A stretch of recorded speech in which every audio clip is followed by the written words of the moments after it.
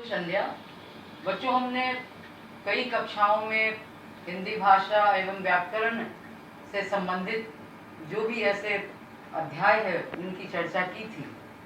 क्योंकि आप सब जानते हैं व्याकरण वह सूत्र है, वह नियम है, वह विधि है जिसके माध्यम से वाक्य रचना का आधार बनता है। यह वाक्य रचना करने में हम उन व्याकरणिक नियमों का सहारा लेते हैं। जब तक हम व्याकरणिक दृष्टिकोण से वाक्य की रचना नहीं करते तब तक वह वाक्य जो है अशुद्ध माना जाता है। तो इस क्रम में हमने आपको संज्ञा, विशेषण, क्रिया, क्रिया विशेषण, कर्ता, सर्वनाम ऐसे कई पाठों पर चर्चा किया और हर एक पाठों के अंतर वस्तु को बताया कि ये सभी आपस में किस प्रकार जुड़े हैं।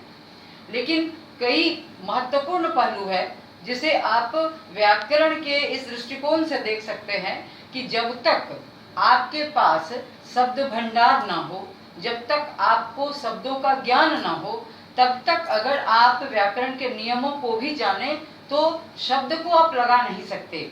शब्द लगाने का अर्थ होता है जब हम सामान्य बोलचाल की भाषा में हिंदी भाषा का प्रयोग करते हैं तो वह अत्यंत सहज है, जो आम भाषा की श्रेणी में आता है, जिसमें हम यह नहीं देखते कि हम क्या बोल रहे हैं।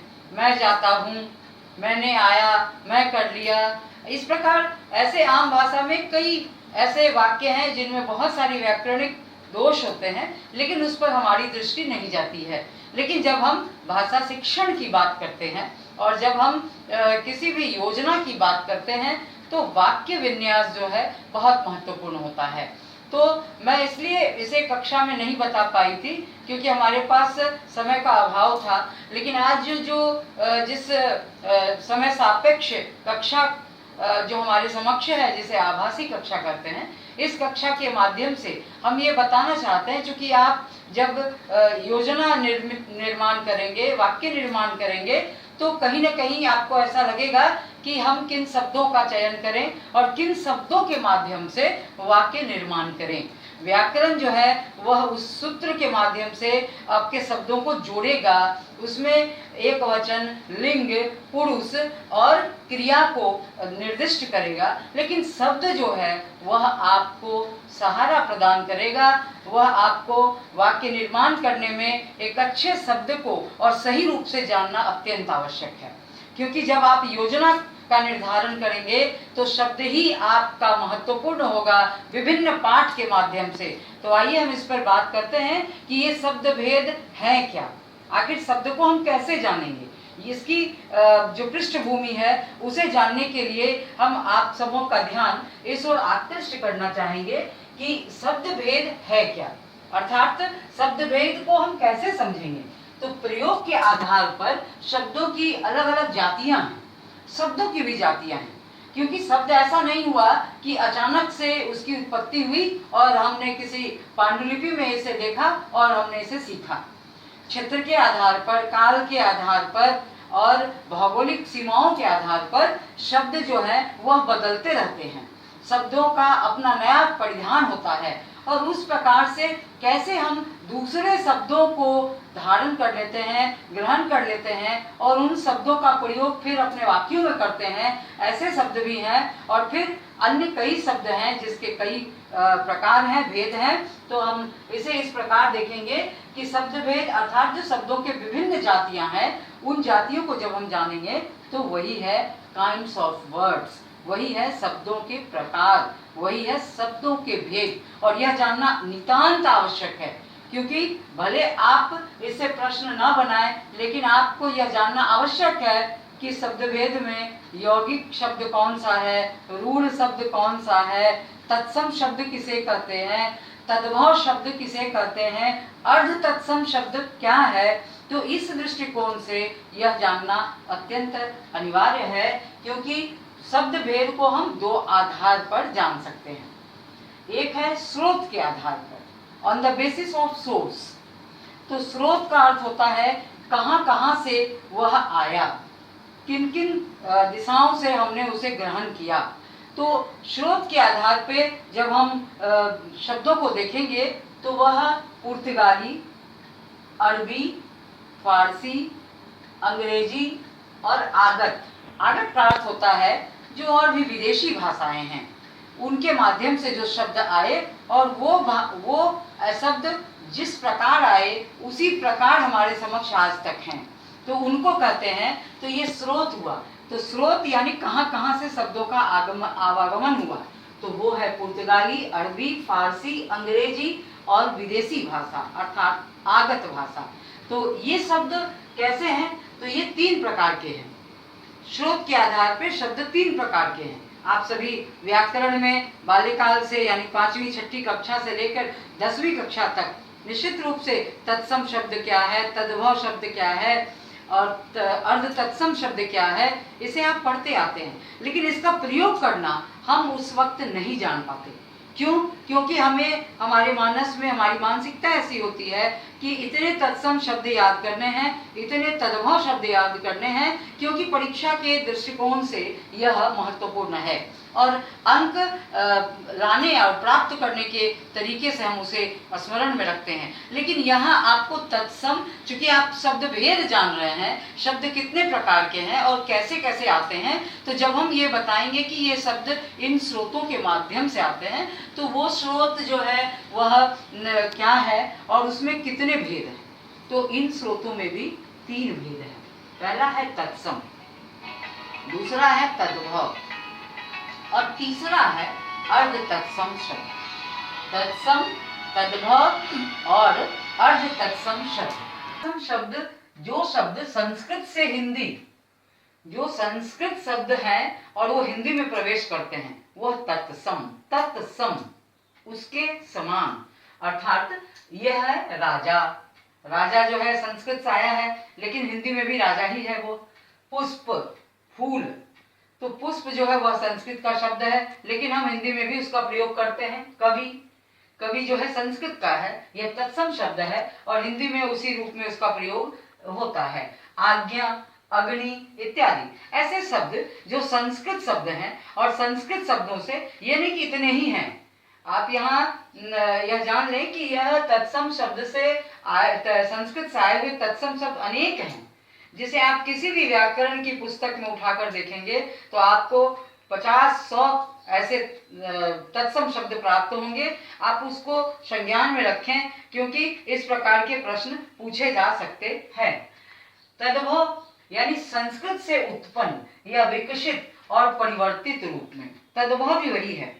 अर्थात संस्कृत से वो शब्द आए हैं और वह और भी परिवर्तित होता चला गया और वह उसका प्रयोग उसी प्रकार हिंदी में होता जा रहा है। तो जैसे मोर, चार, बच्चा, फूल इत्यादि, तो ये शब्द जो आए हैं यह तद्भव यानी संस्कृत से उत्पन्न हुए हैं या फिर उससे विकसित हुए हैं, या फिर वह उसका एक संस्कृत का एक शब्द ऐसा है जिसका वह परिवर्तित रूप है। वह शब्द इस्तेमाल करते करते बदलते बदलते इस रूप में आया और हिंदी ने उसे इस रूप में ग्रहण किया। तो यह हो गया तद्भव। अब है अर्ध तत्सम। अर्ध यानी आधा, तो अर्ध तत्सम यानी तत्सम, उसके बराबर, उसके समान। तो अर्ध तत्सम उन संस्कृत शब्दों को कहते हैं जो प्राकृतिक भाषा बोलने वालों के उच्चारण से बिगड़ते बिगड़ते कुछ और ही रूप के हो गए हैं। यह स्पष्ट है। आपने सुना होगा कुछ लोग ऐसे भी हैं जो बात करते हैं जब, तो कई ऐसे शब्दों का उच्चारण करेंगे जिसका अर्थ आप नहीं समझ पाएंगे। तो वह जो शब्द होता है वह न तत्सम होता है और न तद्भव होता है, बल्कि वह अर्ध तत्सम होता है। और ये शब्द कई बार प्रयोग में आने के बाद उच्चारण के माध्यम से वह शब्द बिगड़ते बिगड़ते वह कई दूसरे रूप में आ गए। जैसे बच्छ, आज्ञा, जैसे हम आज्ञा कहते हैं, वह आज्ञा से पूर्व अज्ञा था। उसके बाद मुंह, मुंह, यह बस इत्यादि। तो ये बस जो है वह हिंदी में भी बस है और इंग्लिश में भी बस है। तो ये बस कहाँ से आया? ये बस अंग्रेजी से नहीं आया, बल्कि यह अर्ध तत्सम से आया। तो इस प्रकार यह बहुत महत्वपूर्ण है आपको जानना कि स्रोत के आधार पर जो शब्द होते हैं वह 3 प्रकार के होते हैं। और उसमें तत्सम, तद्भव, अर्ध तत्सम आते हैं। और ये शब्द जैसे मैंने इसका उदाहरण दिया है तो 2-4 दिया है, लेकिन ऐसे कई शब्द हैं जिनका आप ध्यान रखेंगे और आप जब अपने वाक्य निर्माण करेंगे, वाक्य रचना करेंगे, तो उसमें उसको प्रयुक्त करने की चेष्टा करेंगे। जैसे अब तद्भव से तत्सम शब्द है, तो तद्भव क्या है? तद्भव जैसे हमने आपको कहा कि जो तत्सम, जो संस्कृत से हिंदी में आए, जो संस्कृत से उत्पन्न या विकसित हुए या उससे और परिवर्तित होने के बाद एक नया शब्द आया, तो तद्भव मान लीजिए ये अंग रखा, तो अंग रखा ही लोग पहले बोलते थे, लेकिन अब ये अंग रखा बोलते बोलते परिवर्तित होते होते अब हमारे बीच यह अंग रखा जो तत्सम शब्द में है वह अंगरक्षक हो गया। उसी प्रकार आंख, आंख जो है वह तद्भव शब्द है, जबकि अक्षी, अक्षी जो है, आंख जो है वह तद्भव शब्द है, लेकिन इसका तत्सम है अक्षी। उसी प्रकार ईंधन, ईंधन, और ये जिसे हम कीटक कहते हैं, उसका कीड़ा का कीटक है तद्भव। तो ये शब्द के इतने रूप हैं, इतने भेद हैं, जिसको जानना बहुत ही अनिवार्य है, खासकर हिंदी के लिए और हिंदी भाषा भाषी शिक्षक या छात्र के लिए। तो तद्भव से फिर तत्सम अढ़ाई, तो अढ़ाई जो है उसे हम तत्सम में कहते हैं अर्ध तृतीय। फिर है आप, आप जो है आपका प्रयोग होते होते यह आत्मा हो चुका। उसी प्रकार उंगली, यह हो गया अंगुली, कुंजी, यह हो गया कुंजिका, फिर कुम्हार, यह हो गया कुंभकार। इस प्रकार स्रोत के आधार पे ये तीन शब्द के तीन भेद हैं, तत्सम, तद्भव और अर्ध तत्सम। अब हम आएंगे कि रचना के आधार पे, क्योंकि शब्द के आधार पे ये शब्द भेद जो है वह दो प्रकार के होते हैं, एक स्रोत के आधार पर और दूसरे रचना के आधार पे। अभी हम लोगों ने पढ़ा कि स्रोत के आधार पे इसके तीन भेद हैं, लेकिन रचना के आधार पे ये क्या है इसे भी जानें। हिंदी की रचना करेंगे, यानी वाक्य की रचना करेंगे, क्योंकि आप सभी जानते हैं हिंदी साहित्य है, भाषा और साहित्य है, और यह साहित्य जो है यह सृजन की भाषा है, यह रचना की भाषा है। इसके माध्यम से हम रचनात्मक होते हैं, सृजनात्मक होते हैं। तो यह रचनात्मक भाषा है, और रचना के आधार पर शब्द जैसे स्रोत के आधार पर तीन प्रकार के थे, उसी प्रकार यह रचना के आधार पर भी तीन प्रकार के होते हैं। तो प्रथम है रूढ़ शब्द। रूढ़ से यह आप बिल्कुल आपका बोध हो रहा होगा कि रूढ़ यानी जो बहुत जमाने से चला आ रहा है, परंपराओं से उसका निर्वहन हो रहा है।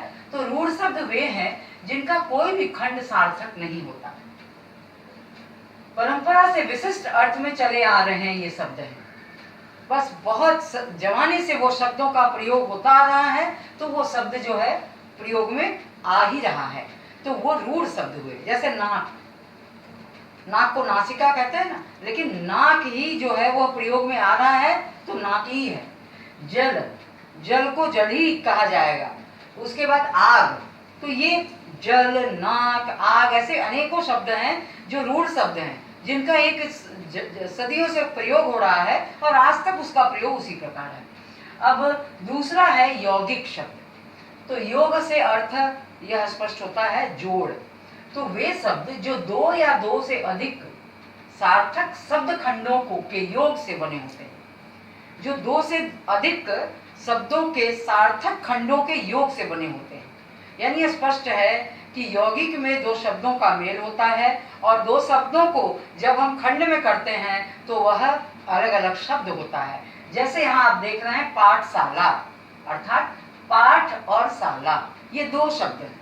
जब यह दोनों जुटते हैं तो यह पाठशाला होता है, इसे हम यौगिक शब्द कहते हैं। उसी प्रकार विज्ञान, तो वी जोड़ ज्ञान, तभी विज्ञान है यह। उसी तरह राजपुत्र, तो राजा का पुत्र, यानी ये दो अलग अलग शब्द हैं, और जिनको हम एक साथ जोड़ते हैं तो वह एक सार्थक शब्द के रूप में स्पष्ट होता है। अब हम ये देखेंगे कि योग रूढ़ शब्द क्या है, क्योंकि यह रचना के आधार पर शब्द के तीसरा भेद है। योग रूढ़ शब्द वे शब्द होते हैं जो यौगिक तो होते हैं, यानी वह जुड़ा हुआ शब्द तो होता है, लेकिन जिनका अर्थ रूढ़, फिर यहाँ रूढ़ है, रूढ़ यहाँ रूढ़ का अर्थ है कि उसका अर्थ विशेष हो जाता है, वह विशेष अर्थ में अपने को उजागर करता हो। तो योग रूढ़ शब्द वे यौगिक होते हैं, परंतु जिनका अर्थ विशेष होता है, जिनका अर्थ रूढ़ होता है, विशेष होता है, वह योग रूढ़ शब्द कहलाते हैं, जो सामान्य अर्थ ना प्रकट कर किसी विशेष अर्थ का प्रकटीकरण करते हैं। यानी ये सामान्य शब्द नहीं है, यह जैसे पाठशाला सामान्य शब्द है, विज्ञान सामान्य शब्द है, उसके बाद राजपुत्र, राजा का पुत्र सामान्य शब्द है, लेकिन यहाँ जो योग रूढ़ शब्द है यानी यौगिक भी है और वह रूढ़ भी है। तो यौगिक और रूढ़ मिलने से एक नया अर्थ, विशेष अर्थ महत्वपूर्ण होता है। जैसे सामान्य अर्थ ना प्रकट कर विशेष अर्थ, लंबोदर, लंबा है उदर जिसका, तो लंबोदर एक विशेष अर्थ है, गणपति जी को हम कहते हैं। उसके बाद जलज, जलज का अर्थ क्या होता है? जल में खिलने वाला, यानी कमल। उसी प्रकार चौपाई, तो चार पांव वाला, खाट को कहते हैं या पलंग को कहते हैं, तो चार पांव वाला चौपाई। तो इस तरीके से हमने देखा कि ये शब्द भेद जब हम वाक्य की रचना करते हैं, क्योंकि हिंदी एक रचनात्मक भाषा है और रचनात्मक भाषा में वाक्य की रचना का बहुत ही महत्वपूर्ण और विशिष्ट स्थान होता है। जब हम शिक्षण या अध्यापन कर रहे होते हैं, या फिर जब हम अपने बच्चों के साथ, या जब हम किसी सार्वजनिक सभा में, या जब हम विशिष्ट स्थानों पे इसका प्रयोग करते हैं, तो हमारी व्याकरणिक दृष्टि, हमारे शब्द भेद, हमारे शब्द के तमाम स्वरूप जो हम उसका वहाँ प्रयोग करेंगे वह बहुत ही विशिष्ट होता है। इस प्रकार कोई भी वाक्य निर्माण से पूर्व हमें शब्द भेद का ज्ञान होना अनिवार्य होता है।